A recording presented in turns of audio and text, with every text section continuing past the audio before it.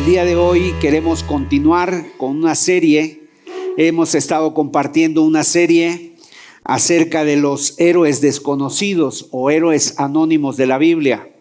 Y estamos viendo esta serie, ¿verdad?, que nos muestra que Dios en las páginas de su palabra reservó un lugar muy especial para que conociéramos el ejemplo de hombres y mujeres que sirvieron y que fueron fieles en su generación. Y hemos ido descubriendo al paso de las semanas los nombres de hombres y de mujeres que seguramente durante años en tu lectura bíblica pues han pasado desapercibidos.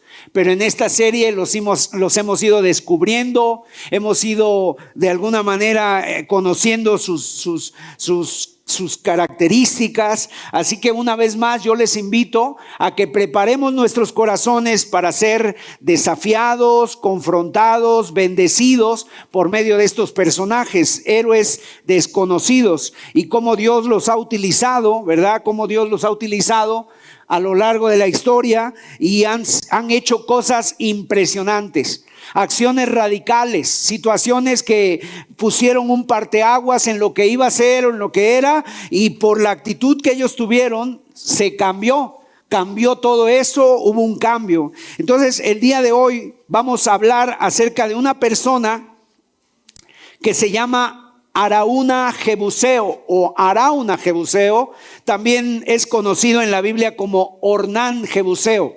Entonces en la Biblia siempre hay personas que tienen dos nombres y se les conoce como esos dos nombres. Y este tema habla de la generosidad para Dios, el ser generosos para Dios. Así que vamos a pedir a Dios. Antes de venir al tema, vamos a orar, vamos a hacer una oración y que el Señor bendiga su palabra. Señor, nos acercamos con gratitud, pero también con reverencia, con temor y temblor a tu palabra, porque queremos que a través de ella tú nos hables una vez más. Que tu palabra, que es viva y eficaz, Señor, pues aplique la palabra a nuestros corazones, a nuestras circunstancias, a nuestra vida espiritual, Señor. Y que esta palabra pueda ser de bendición, de edificación y de dirección y guía para lo que tú nos pides, Señor. Que sea como tu voz, Señor, que sea la voz tuya para nuestros corazones. En el nombre de Jesús, en el nombre de Jesús. Amén, amén. Hablar de la generosidad, pues es hablar, entre otras cosas, del dinero, de las cosas materiales, ¿verdad? ¿Y cuál debe ser nuestra perspectiva como cristianos? El año del 2012, en el año del 2012, en el 15 de abril, se celebró o se llevó a cabo el centenario del hundimiento del Titanic. Y yo recuerdo que tuve la oportunidad allá en Florida. Habían llevado unas cosas en una ciudad que se llama Orlando. Habían llevado un tipo de museo de las pertenencias que habían encontrado o que habían rescatado de este famoso viaje del Titanic. Y había datos curiosos. Pero también había una colección de objetos de pasajeros del Titanic. Y cuando tú pasabas y veías los objetos que habían sido rescatados del barco, tú pensabas, o sea, inmediatamente se te venía a la mente cuánto valor le debían de dar las personas a estos objetos, cuánto valor era para ellos. Pero también te preguntabas, ¿y para qué? ¿Para qué rescataron esto? ¿Por qué? Porque pues venimos sin nada y sin nada nos vamos. Entonces a los pasajeros en aquella historia trágica del hundimiento de este barco, pues les decían que que no llevaran absolutamente nada. Simple y sencillamente ellos, y que se metieran a los botes salvavidas, y eso era. Pero muchas personas llevaron ciertas cosas. Entonces, eso nos demuestra dónde está nuestro corazón. El Señor Jesucristo habló de donde está tu tesoro, ahí está tu corazón, y precisamente habló acerca de las cosas materiales. Y entonces había, por ejemplo, dice que cada uno de los pasajeros llevaba lo que le parecía más importante salvar del naufragio. Había una mujer de un hombre empresario, Adolf Daeker, su esposa, llevaba, por ejemplo, una caja con 2 relojes de oro, 2 anillos de diamantes, un collar de zafiros y 200 coronas danesas. Eso es lo que llevaba una mujer. Otra mujer, la señorita Edith Russell, prefería llevar una especie de mascota, un pequeño cerdito de juguete con música, que probablemente le tendría especial cariño. Hay quienes llevaban libros que tenían probablemente en la mesita de noche, como Lawrence Beasley. Otro, Norman Campbell, llevaba un revólver y un compás. ¿Para qué le serviría un revólver? Hasta hay quien llevó 4 naranjas bajo su blusa, como el camarero James Johnson. Y en segunda clase de ese barco, porque tú sabes que era un barco muy grande y tenía clase de lujo, clase especial, viajaba un joven estudiante de teología llamado Stuart Collett. Él se llevó la Biblia, que prometió a su hermano que llevaría siempre consigo hasta que se volvieran a ver. El pastor, un pastor que viajaba en este barco, Robert Bateman, se quedó de pie en la cubierta mirando cómo su cuñada, la señora Ada Valls, subía al bote. Si no nos volvemos a ver de nuevo en este mundo, le dijo, nos veremos en el otro. Mientras bajaba la barca, se quitó su alzacuello y se la dio a ella como recuerdo, mientras la orquesta tocaba hasta el final de la cubierta. Y algunas personas llevaban lámparas de cristal, joyas, porcelanas. Hubo quienes llevaban hasta cubiertos de plata. La pregunta es para nosotros, ¿verdad?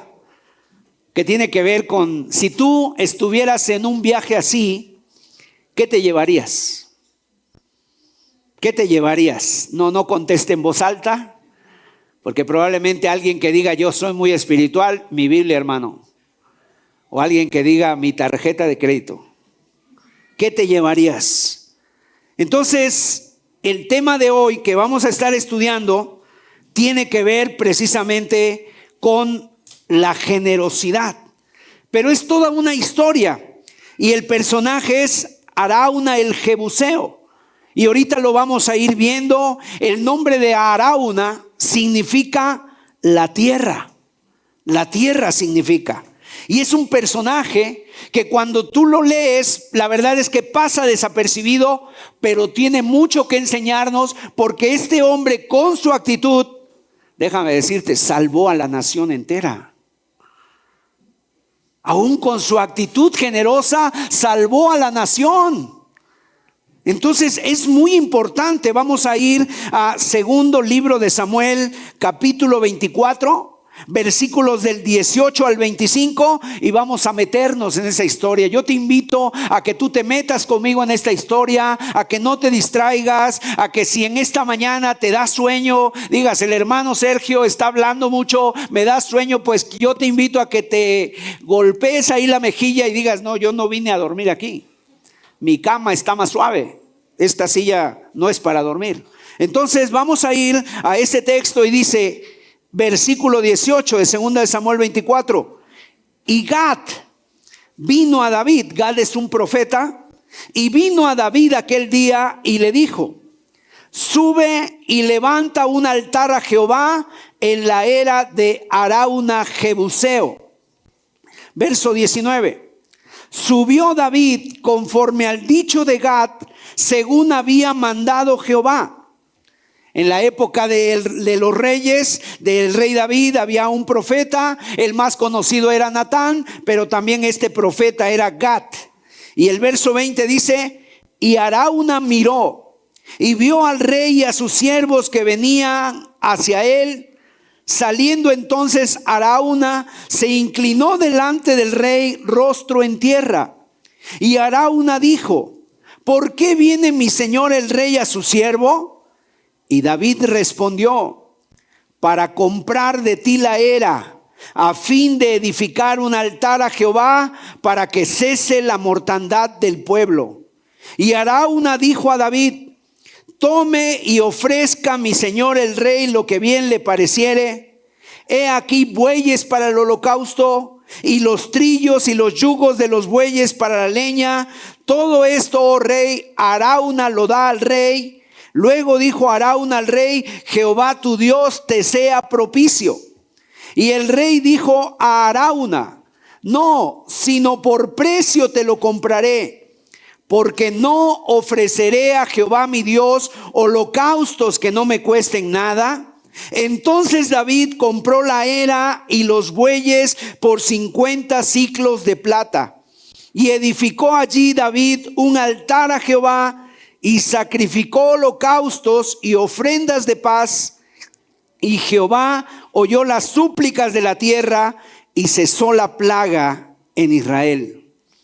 Hasta aquí el primer pasaje que vamos a estar leyendo, que habla acerca de este personaje, ¿verdad? Acerca de este hombre. Y este personaje es muy importante, como lo estábamos comentando. Vamos a ver Primera de Crónicas, capítulo 21, otros datos importantes que nos arroja la palabra. Y juntando los dos pasajes vamos a tener una idea, un panorama más completo para conocer a este personaje que es Arauna el Jebuseo. Dice Primera de Crónicas 21, versículos 18 al 25.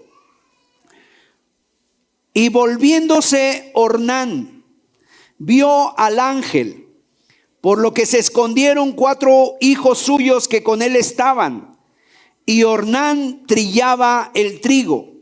Verso 21. Y viniendo David a Ornán, miró Ornán y vio a David, y saliendo de la era, se postró en tierra ante David. Entonces dijo David a Ornán: dame este lugar de la era, para que edifique un altar a Jehová. Dámelo por su cabal precio, para que cese la mortandad en el pueblo. Y Ornán respondió a David: tómala para ti, y haga mi señor el rey lo que bien le parezca. Y aún los bueyes daré para el holocausto, y los trillos para la leña, y trigo para la ofrenda. Yo lo doy todo.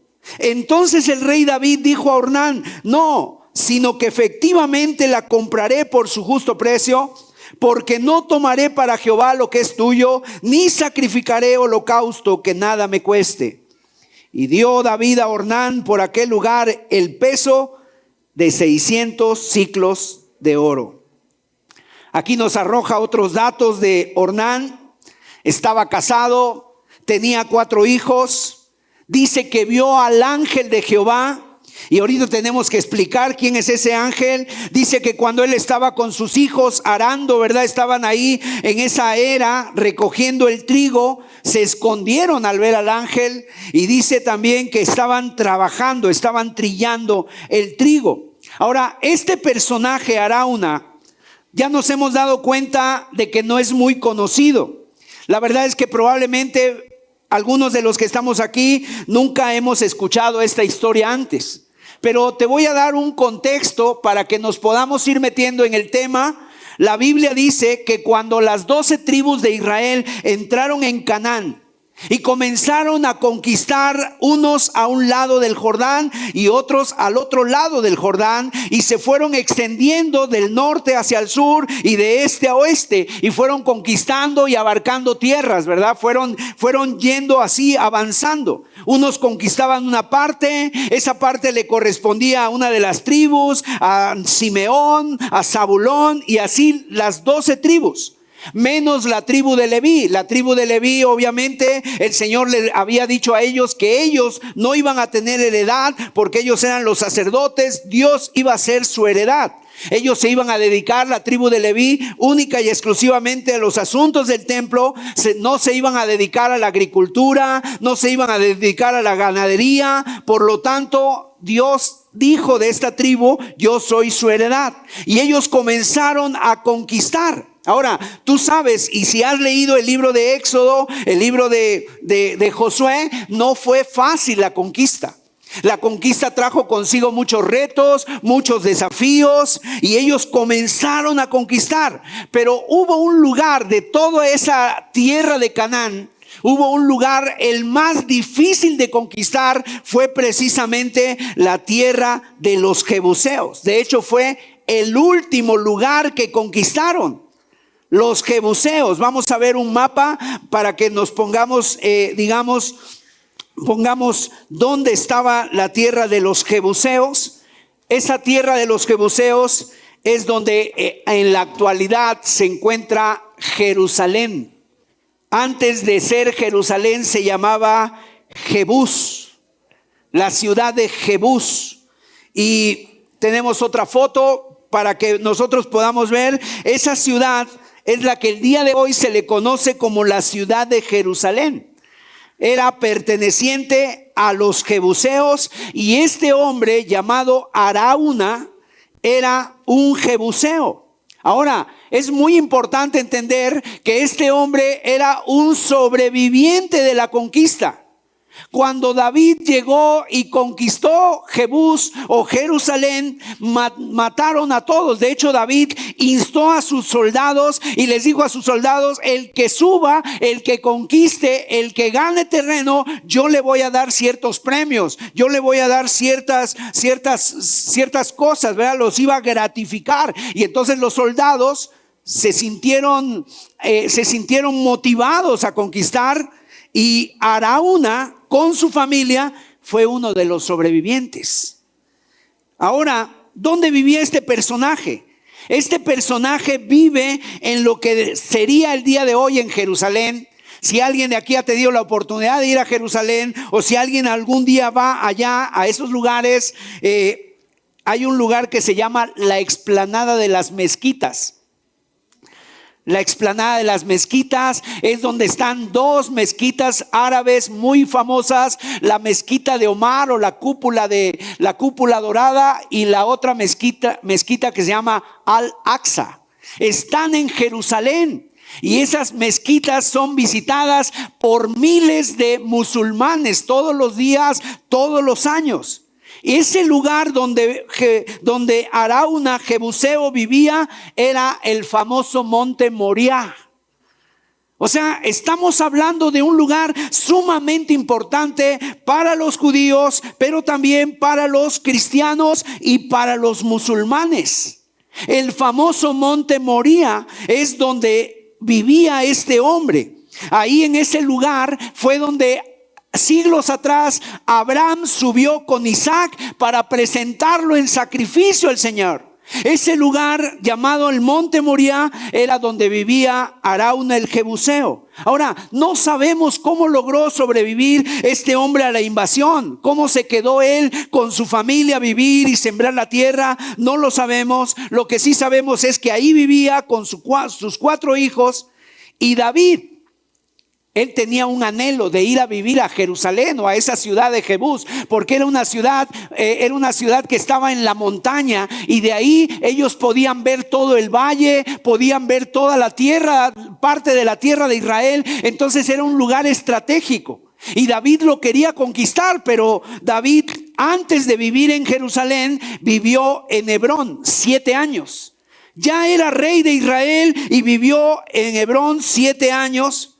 En Hebrón es donde está la famosa cueva de Macpela. La cueva de Macpela significa la cueva de las parejas. Ahí es donde Abraham enterró a Sara, su esposa, y donde más tarde enterraron a Abraham, en la cueva de Macpela. Ahí también están enterrados Isaac y Rebeca, y Jacob y una de sus esposas llamada Lea. Raquel fue enterrada en otro lugar, porque ella murió en el parto cuando venían de camino. Ella murió cuando nació Benjamín. Pero ahí en Macpela, en ese lugar, en Hebrón, es donde están mínimo 6 personas enterradas de los patriarcas de Israel. Algunos judíos dicen, según la tradición, dicen que también ahí en ese lugar está enterrada Adán y Eva. La verdad es que eso no se sabe, pueden ser especulaciones, pero Abraham le compró esa cueva, la famosa cueva de Macpela, la compró, enterró a su esposa y después quedó como una cueva para enterrar a los patriarcas. Bueno, pero regresando a Jebús, a la tierra de Canaán, esa tierra es la que Dios le iba a dar a Abraham.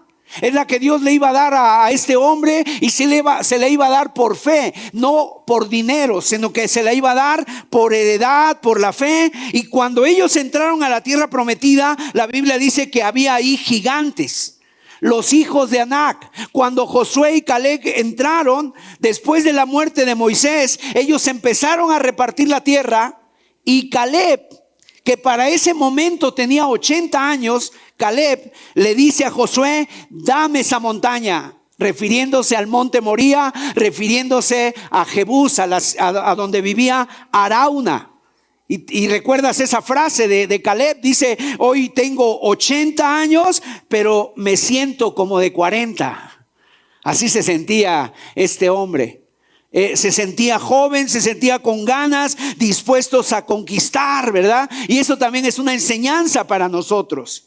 Ahora, en la Biblia se narra esa conquista.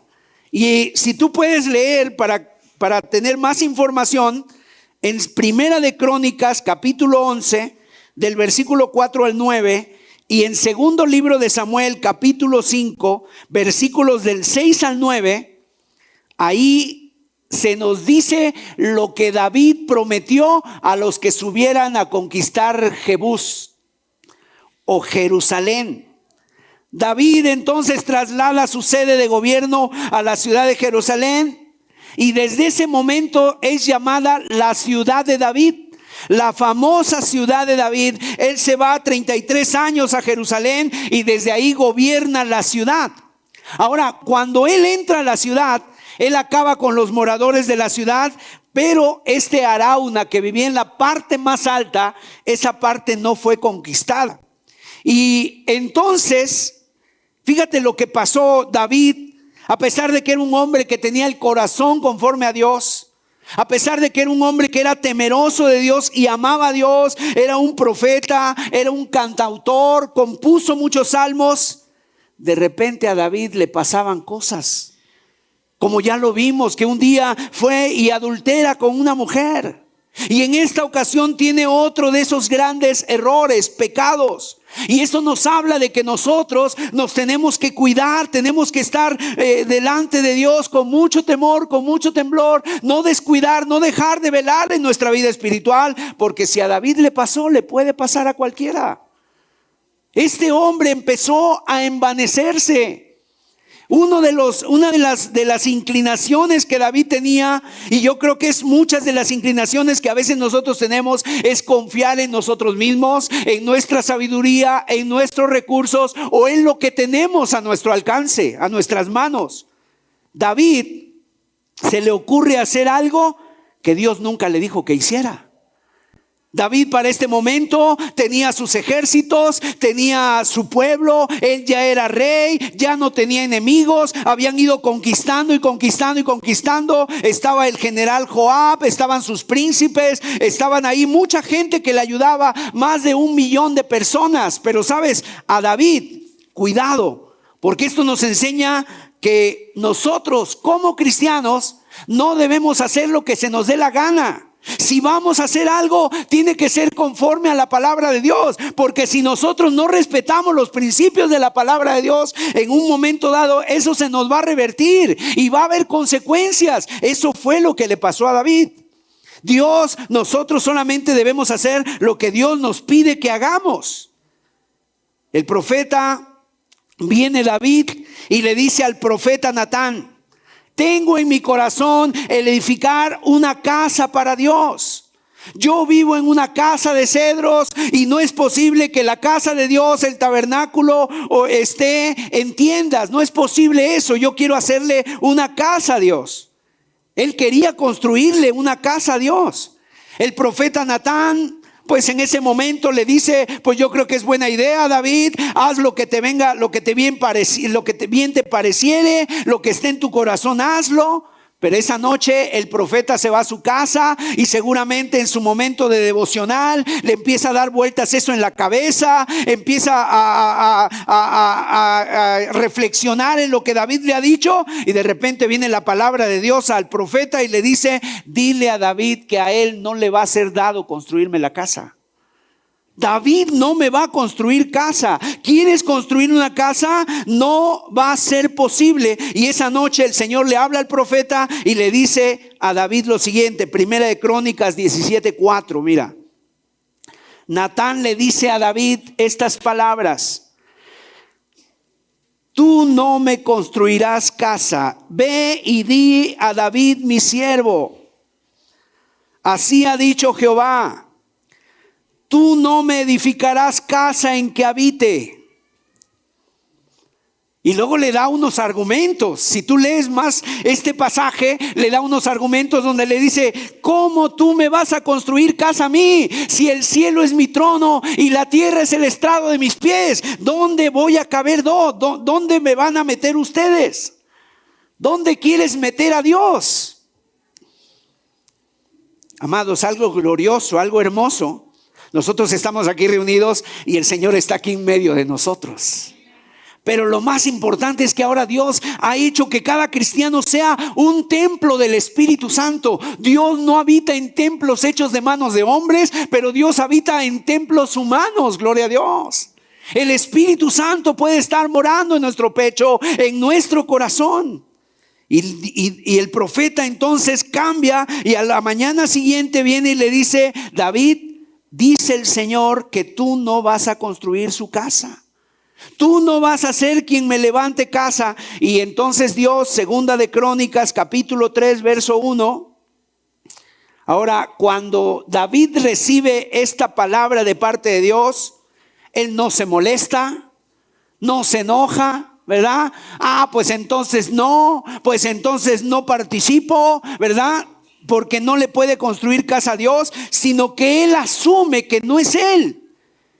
Pero ¿sabes qué hace David? Él sigue luchando, sigue trabajando, sigue conquistando, sigue consiguiendo oro, madera y plata para dejarle todo, porque Dios le dice en 2 de Crónicas 3:1: comenzó Salomón a edificar la casa de Jehová en Jerusalén, en el monte Moría, que había sido mostrado a David su padre. Y fíjese dónde construyó Salomón el templo: en el lugar que David había preparado en la era de ¿quién? De Ornán Jebuseo. O sea, en esta era, en este lugar donde este hombre Ornán o este hombre vivía, ahí se llevó a cabo la construcción del templo. Por eso es muy importante este personaje. Es un personaje que pasa desapercibido, pero lo que hizo fue algo impresionante. Ahí se construyó el templo de Salomón. Era donde vivía Arauna. Ahí fue donde Abraham subió y sacrificó a Isaac. Es el mismo lugar donde se levantaría el primer templo en la época de Salomón. Es el mismo lugar donde se levantaría el segundo templo en el tiempo de Herodes. Y lo más importante para nosotros, el monte Moría es el mismo lugar donde el Señor Jesucristo fue crucificado. El mismo lugar donde el Señor Jesucristo fue crucificado. Ahí también están las famosas mezquitas, la mezquita de Omar y la mezquita de Al-Aqsa. Y cuando David sube a ese lugar, ¿verdad? Él sabe que no puede construir el templo, pero a él se le ocurre hacer algo y le pide al Señor. Ahora, y siempre en la vida de David, como también en nuestras vidas, cuando el Señor pone algo en nuestros corazones, la carga de hacer algo, siempre el Señor nos va a ayudar. Es muy importante que entendamos esto. Si Dios pone una carga en ti y pone el deseo en ti de hacer algo y te está inquietando el espíritu, el Señor siempre va a ir delante de nosotros, nos va a ayudar, va a abrir puertas, nos va a proveer, nos va a dar la fuerza, el ánimo, la gracia, inclusive la ayuda. Cuando Dios pone algo en el corazón y es de Dios, no te preocupes. El Señor es el que pone los medios y el Señor lo que empieza, lo termina, gloria a Dios. Y la obra la va a perfeccionar hasta el día de Jesucristo, dice la Escritura. Pero es muy importante también entender esto, que cuando Dios no pone nada en el corazón y nosotros creemos que podemos hacer lo que nos da la gana y encima le exigimos a Dios que nos bendiga, cuidado, hermanos. Porque nos estamos metiendo en problemas, nos estamos metiendo en camisa de 11 varas, nos estamos metiendo en problemas y después vamos a ver cómo vamos a salir de esta. Y lamentablemente hay muchas personas que hacen todo, hacen todas las cosas, pero no piden a Dios su dirección, ni siquiera van a la Escritura y entonces toman decisiones, hacen cosas que luego resultan contraproducentes y luego después nos empezamos a quejar contra Dios. Es que Dios, ¿por qué? Es que Dios esto. Bueno, es que tú no respetaste a Dios, no hiciste lo que Dios quería. Y a veces, amados, aún a pesar de eso, por la misericordia de Dios, el Señor sale a nuestro encuentro y nos saca. Nos saca. En esta ocasión, ¿qué se le ocurrió a David? Hacer un censo. Un censo. Ahora, ¿es malo hacer un censo? No, aquí en México los hacen. Yo creo que todos los países hacen censos, ¿verdad? Pero David en ese sentido fue movido por el orgullo, fue movido por una soberbia. A ver cuántos somos, con cuántos soldados cuento, cuántos caballos tengo, cuán poderoso soy, cuánta fuerza tengo a mi lado, cuántos son los que están conmigo. Él pensaba, David, que por tener y tener, entonces por eso precisamente él era fuerte. Entonces estaba dejando a Dios de lado, estaba dejando al Señor a un lado y él estaba diciendo: esto es lo que tengo, esto es lo que soy, esto es lo que tengo, soy poderoso. Y eso que hizo a Dios no le agradó. Vamos a verlo en Primera de Crónicas, capítulo 21, versículos del 1 al 6. Fíjese lo que dice la Escritura. Pero Satanás se levantó contra Israel e incitó a David a que hiciese censo de Israel. Y dijo David a Joab y a los principales del pueblo: id, haced censo de Israel desde Beerseba hasta Dan, e informadme sobre el número de ellos para que yo lo sepa. Y dijo Joab: añada Jehová a su pueblo 100 veces más, Rey, Señor mío. ¿No son todos estos siervos de mi Señor? ¿Para qué procura mi Señor esto, que será para pecado a Israel? Mas la orden del rey pudo más que Joab.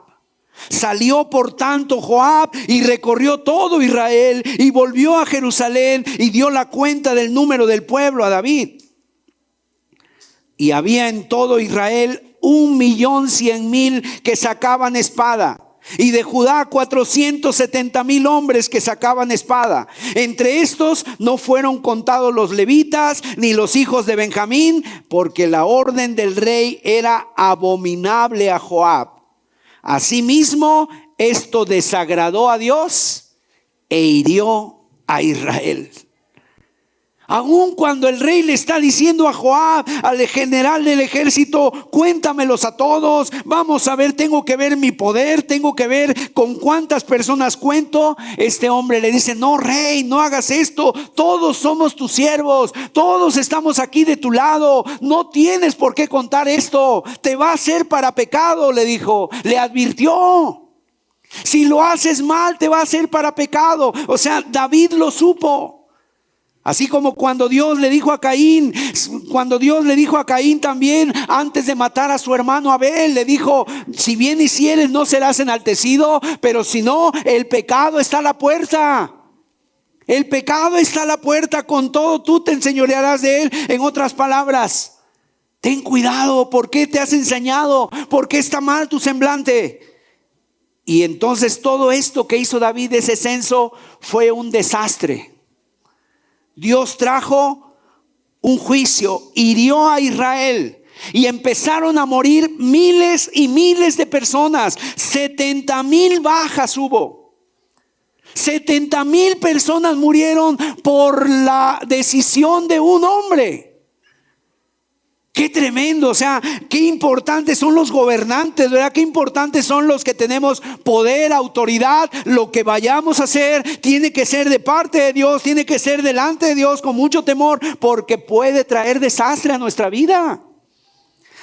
¿Y sabes cuánto se tardaron en hacer el censo? 9 meses con 20 días. Durante ese tiempo estaba el general pasando de norte a sur, de este a oeste, contando casa por casa, tierra por tierra, aldea por aldea. Y él iba con un pesar. Dice que era abominable lo que él estaba haciendo. No se sentía a gusto con lo que él estaba haciendo, pero pudo más la palabra del rey y lo terminó haciendo. Después de 9 meses y 21 días, después de un tiempo, David se da cuenta de que había metido la pata. Se da cuenta de que había pecado. ¿Por qué? Porque lo había hecho con orgullo, lo había hecho con soberbia, pues el pueblo le pertenecía, todos le habían dado la mano, todos lo abrazaban. David era muy querido en el pueblo y este hombre se atrevió a hacer un censo. Y de repente, al ver a la gente morir, al ver que la gente estaba muriendo por una plaga, dijo: ¿ahora qué hago? ¿Y cómo paro esto? Y dice el versículo 9.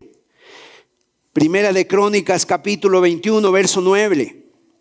Y habló Jehová a Gad, vidente de David, diciendo: ve y habla a David y dile: así ha dicho Jehová, 3 cosas te propongo, escoge de ellas una que yo haga contigo. Y viniendo Gad a David le dijo: así ha dicho Jehová, escoge para ti 3 años de hambre, 3 meses para ser derrotado de tus enemigos, delante de tus enemigos, con la espada de tus adversarios, o por 3 días la espada de Jehová, esto es la peste en la tierra, y que el ángel de Jehová haga destrucción en todos los términos de Israel. Mira pues qué responderé al que me ha enviado. Fíjate Dios lo que le propone a David: 3 años de hambre, 3 meses huyendo de tus enemigos y de la espada de tus adversarios, y 3 días ser herido por la espada de Dios. Escoge cuál de estos 3. Y luego le dice el profeta: y tienes que escoger rápido, porque le tengo que llevar la respuesta al que me envió. Amados hermanos, David dice y reconoce con toda humildad: yo he pecado. ¿Qué culpa tienen estas ovejas? ¿Qué culpa tienen estos rebaños? ¿Qué culpa tienen estos niños, estos hombres, estas mujeres? Y entonces le dice: yo prefiero caer en la mano de Dios. Yo prefiero que sea Dios el que me castigue, porque Él es misericordioso. Yo no quiero caer en manos de los enemigos. No quiero caer en manos de los hombres, porque los hombres no tienen misericordia. Y al final David acepta por subir al monte Moría, a la era de Arauna, y presentar un sacrificio, porque el ángel de Jehová dice que se paró exactamente en la era de Arauna. Ahí se paró el ángel de Jehová con una espada desenvainada, y todos lo vieron, y el mismo Arauna. Por eso se escondieron él y sus hijos. Amados, esa es la presencia de Dios. A veces cuánto hemos despreciado la presencia de Dios. A veces no tenemos esa reverencia a las cosas de Dios.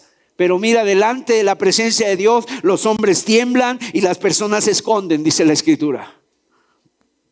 Y el ángel estaba ahí parado, y los habitantes de Jerusalén ya estaban en una ruina. Fueron miles de muertos, 70,000. Y entonces David sube con sus hombres a lo alto del monte, porque él sabe que ofreciendo un sacrificio sin derramamiento de sangre no hay perdón de pecados. Y él sabe que solamente ofreciendo un sacrificio se va a detener la mortandad. Y cuando él sube, se da cuenta que hay una familia viviendo, que el monte no está solo. Y se encuentra un hombre arando la tierra, trabajando con sus hijos. Ese es un hombre sobreviviente de la toma de la posesión de Jebús. Viene al rey cuando lo ve, y imagínate, Arauna viendo al rey que viene con sus soldados, con sus ejércitos. Seguramente su corazón tembló.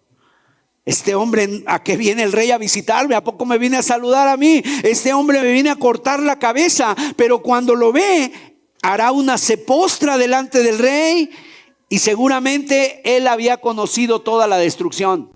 Vecinos muertos, los jebuseos habían sido exterminados, solamente él quedaba, familiares de él, en ese lugar antes vivían toda su familia, ahora viene el rey a visitarlo, no tiene sentido. Y este hombre se asusta, se tira al suelo y le dice: aquí estoy, haz lo que quieras. Y entonces David le dice: he venido en son de paz a presentar un sacrificio, ¿verdad? Y entonces Arauna le dice: ¿has venido a un sacrificio? Yo tengo animales, yo tengo bueyes, tómalos. Y los bueyes en aquel tiempo eran como los tractores, ¿no? O sea, yo te los regalo, yo te los doy. Necesitas leña, yo la pongo. El yugo de los bueyes los tengo. Te regalo la tierra, te regalo el trigo, te regalo todo. O sea, todo, dice. Ve la actitud de este hombre. Le dio todo.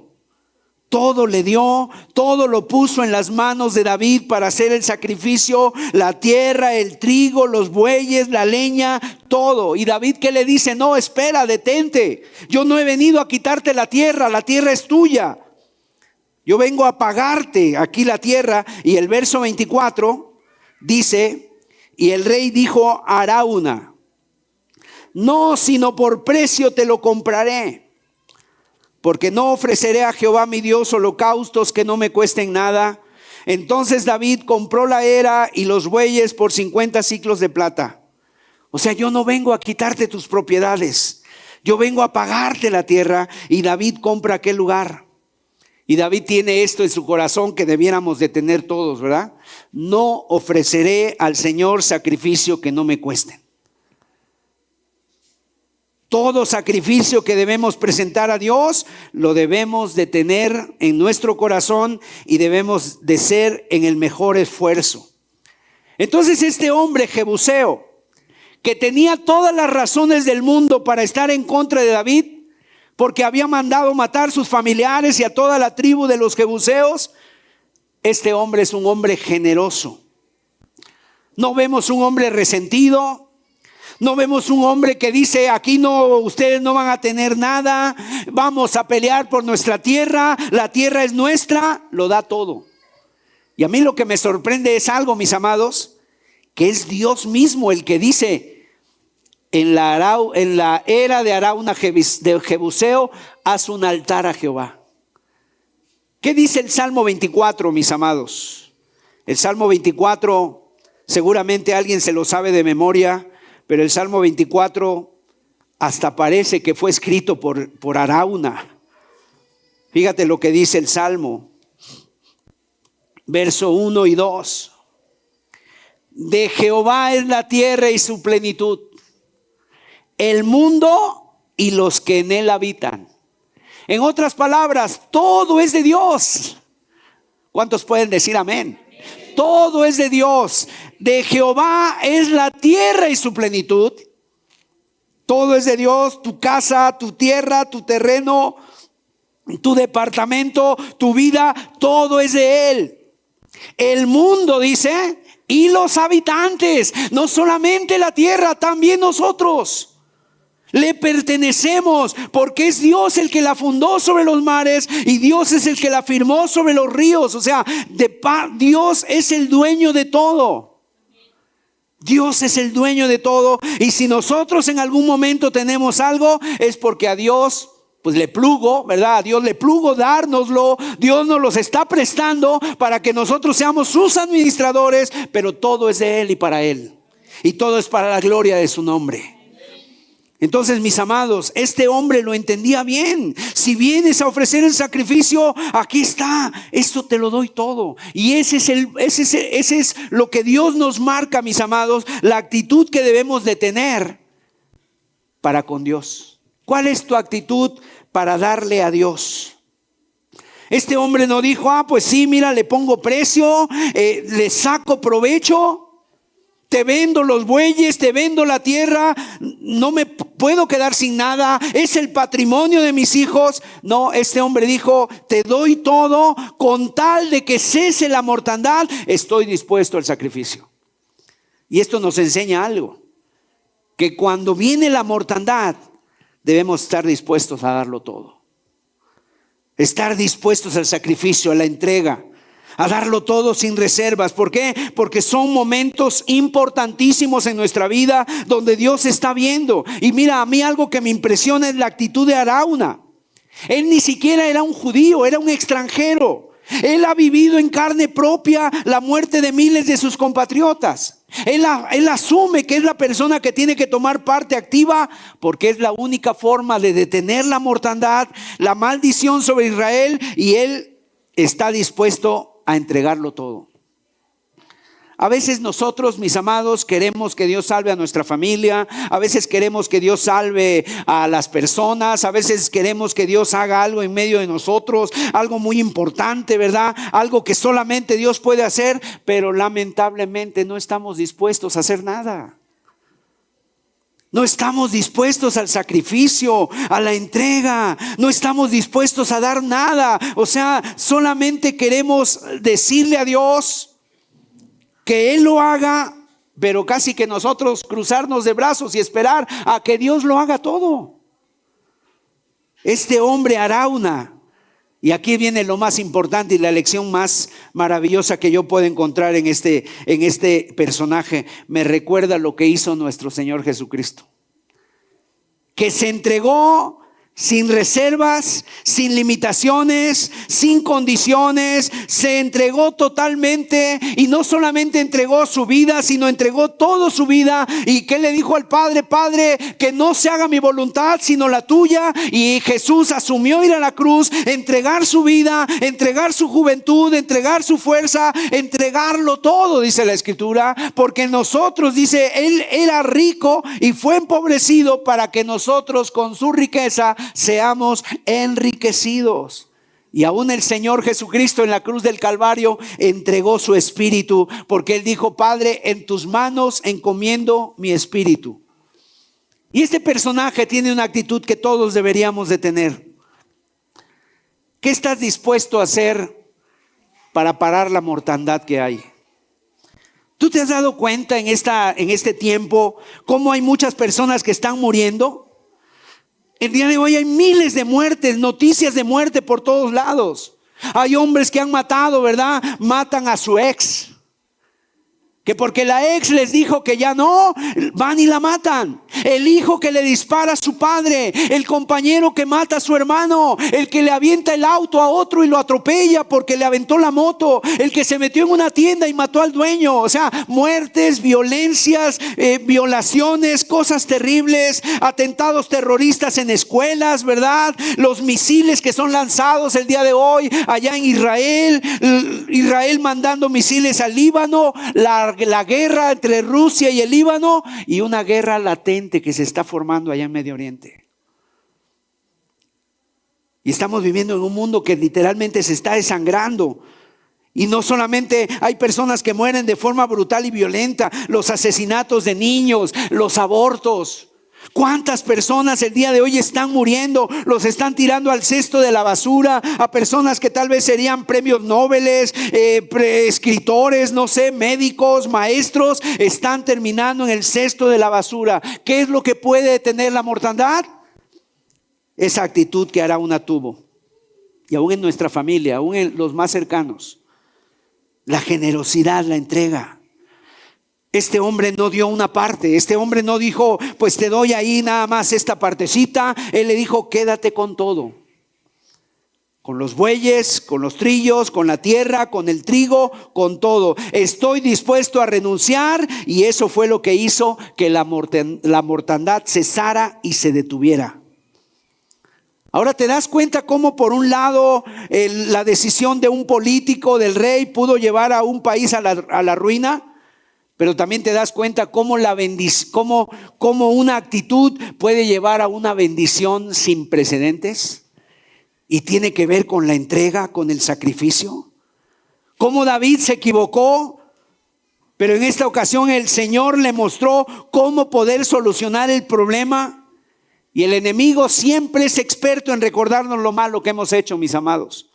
Las veces que le hemos regado, las tantas veces que hemos metido la pata, pero el Señor es experto en decirnos cómo podemos solucionar un problema. Esa es la diferencia entre Dios y el diablo. El diablo siempre te va a decir: tú la regaste, tú eres esto, tú eres el otro, y no hay solución para ti. El Señor siempre, por su misericordia, nos dice cómo lo debemos arreglar, cómo podemos solucionar las cosas. Y siempre viene a darnos respuestas, soluciones. David había pecado. Aquel censo no tenía ningún sentido. Murieron miles de personas. ¿Por qué? Porque Dios le quería mostrar a David: David, tu fuerza no está en los caballos, tu fuerza no está en los soldados, tu fuerza se define solamente a tu favor cuando el Señor está con nosotros. Y si el Señor está con nosotros, ¿quién contra nosotros? Porque dice la Biblia: no es con espada ni con ejército, sino con el Espíritu del Señor. Y es exactamente lo que nos ocurre a nosotros. Tenemos que librar batallas. ¿Qué tipo de batallas tú estás librando? ¿Económicas? ¿Familiares? De la índole que sea. Lo que Dios está pidiendo de nosotros es lo mismo: una entrega total. Un arrepentimiento como lo tuvo David, un pedirle perdón, un reconocer: Señor, perdón, me equivoqué, Señor, he sido soberbio, no he tomado en cuenta tus planes, Señor. Y a través de ese sacrificio Dios puede traer la libertad. Dios puede traer libertad, mis amados. Imagínate, el hombre estaba muriendo, mucha gente, y este hombre vio esa oportunidad y le dijo: aquí está todo, todo lo que tengo es tuyo, yo te lo doy para que tú lo tomes, mis amados. Y ese animal que sacrificó David pudo detener la mortandad. La Biblia dice: cuánto más la sangre preciosa de Cristo puede detener la mortandad, la maldición, la depresión, el juicio, cualquier cosa, el desánimo, la tristeza en nuestra vida, lo que sea, porque la sangre de Cristo es la verdadera sangre, poderosa sangre que nos limpia de toda maldad y de todo pecado. Y el Señor Jesús entregó su sangre en ese mismo lugar donde vivió Arauna cientos de años atrás, para que tú y yo seamos libres, para que cese la mortandad. Tú ya no tienes que morir en el pecado. Tú puedes venir a Cristo y puedes ser libre para la gloria de su nombre. Vamos a cerrar nuestros ojos. Vamos a inclinar nuestros rostros. Ahí en ese lugar del sacrificio, donde Abraham entregó todo, donde Arauna entregó todo, donde el Señor Jesucristo entregó todo. Ahí en ese lugar también nosotros tenemos que entregarlo todo. Todo es el lugar del sacrificio. Bendito sea su nombre, Señor. Aleluya. ¿Qué pide Dios de ti? Todo, mi amado. Entrégale tu vida. ¿Quieres que Dios haga cambios en tu vida? Entrégate todo. No, hoy Dios no te pide tus bueyes, no te pide tu tierra, te pide a ti, tu corazón. Que estés dispuesto a entregarte a Él. Vamos a orar, vamos a pedir a Dios. Qué hombre tan generoso nos encontramos, que fue capaz de entregar, de renunciar a todo, con tal de que las cosas cambiaran. ¿Qué estás dispuesto a dar para que las cosas cambien en tu vida, en tu matrimonio, en tu familia, con los que te rodean, con los que has tenido problemas? ¿Qué estás dispuesto a renunciar con tal de que las cosas cambien? Aleluya. Gracias, Señor.